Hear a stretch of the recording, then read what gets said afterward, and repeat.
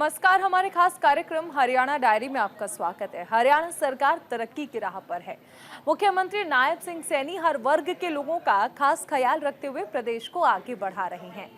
मुख्यमंत्री नायब सिंह सैनी ने कई ऐसे फैसले लिए जो प्रदेश के हित में रहे, फिर चाहे वो किसानों, रोजगार, व्यापार और खिलाड़ियों से जुड़े मुद्दे हों। आइए आपको दिखाते हैं कि सीएम नायब सिंह सैनी ने राज्य के युवाओं, किसानों और व्यापारियों को क्या खास सौगात दी है, हमारी इस खास रिपोर्ट में।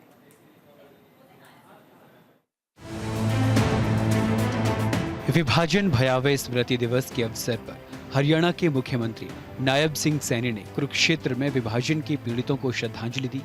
सीएम सैनी ने भारतीय संस्कृति को जाने बिना सीमाएं खींचने के रेडक्लिफ की गलती को उजागर किया, जिसके कारण विभाजन की भयावहता हुई।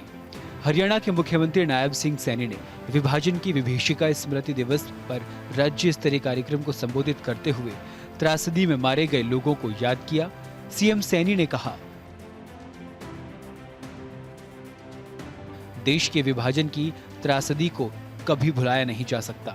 उस समय की घटनाओं को सुनकर ही रोंगटे खड़े हो जाते हैं, तो जिसने झेली होंगी उस पर क्या बीती होगी।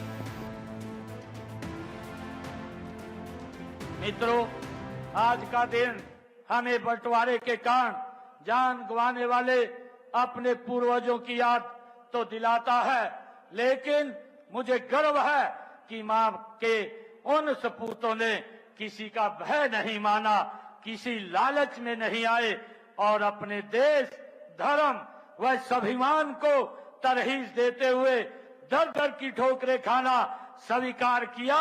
भूखे प्यासे खाली हाथ मेहनत की और फिर से अपने आशियाने बसाए।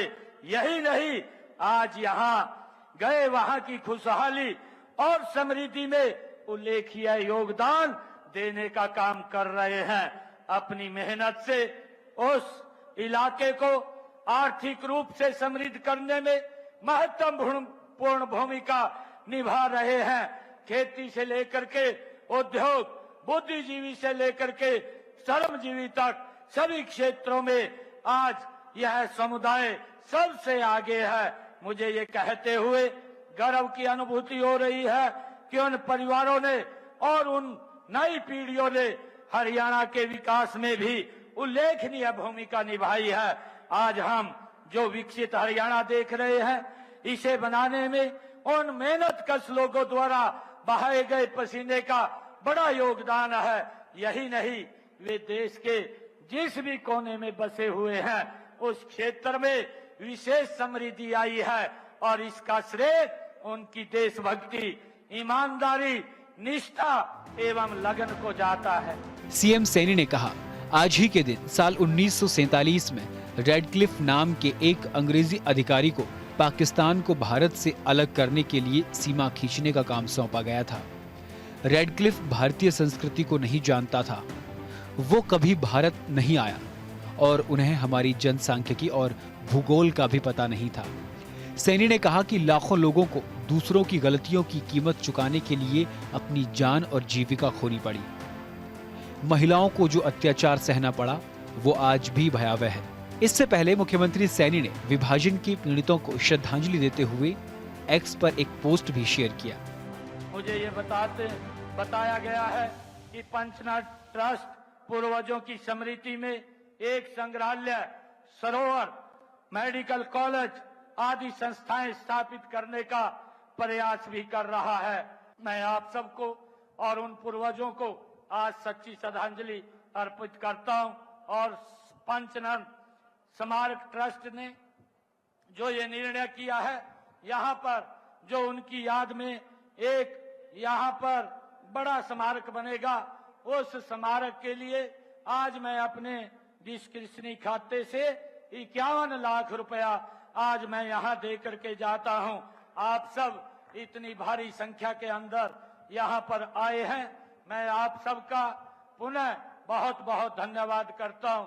और आज ये मेरे लिए भी बड़े गर्व की बात है कि आज हमारे उन पूर्वजों की याद में, जिन्होंने इस भारत भूमि की रक्षा के लिए, अपने धर्म की रक्षा के लिए उन्होंने अपनी जमीन को छोड़ना स्वीकार किया, उन्होंने अपने घरों को छोड़ना स्वीकार किया, परंतु अपने धर्म से पीछे नहीं हटे। उन्होंने भाइयों भूखे पेट रह करके अपना जीवन बताने का काम किया, परंतु पीछे नहीं हटे।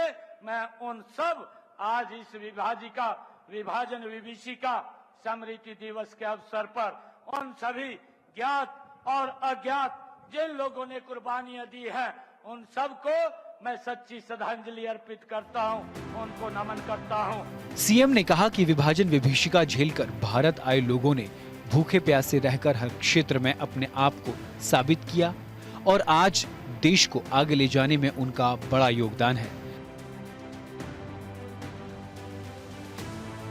मुख्यमंत्री ने विभाजन विभीषिका की त्रासदी में मारे गए लोगों की याद में